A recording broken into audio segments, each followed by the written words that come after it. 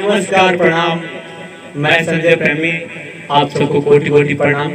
चलिए आइए, आज प्रेमी डिजिटल स्टूडियो में मेरा छोटा सा भाई नन्हा मुन्ना देख लीजिए। ऋतिक सिंह आज होली का सॉन्ग गा रहे हैं, तो आप सब ढेर सारा प्यार दीजिए, आशीर्वाद दीजिए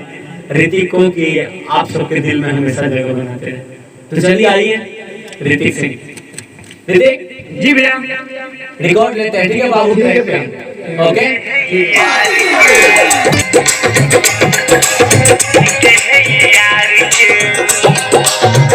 रोहे भतार हो दिल्ली शहर में आइलो न होली में सैया पानी नहीं हर में आग लगो बजर गिरो आइलन भतार के रंग डाला वाले बोला के यार के रंग डाला वाले बोला के यार के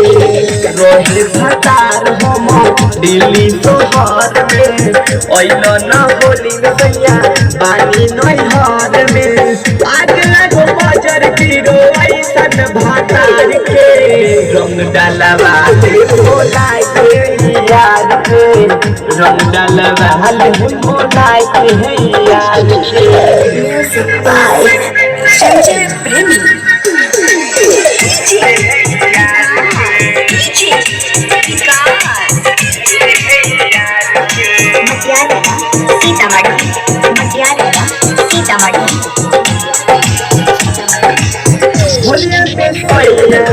मेला साथी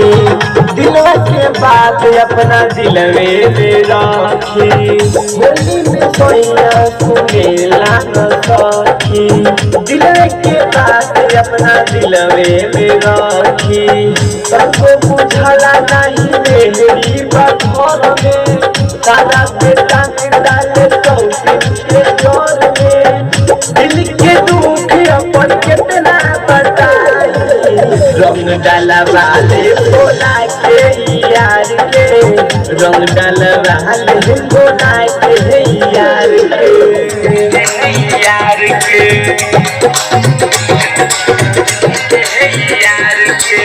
गीत को राज होलिया में मजा मारे तुम्हारा पैया भतारे बेकारे दिखे सोनी दी होली में मजा मारे तुम्हारा पैया भतारे बेकारे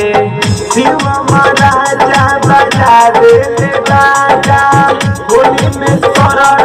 कथी घर बाजा रोले दोबारा तू मोटा बिगाड़ के रंग डाला वाले बोला के यार के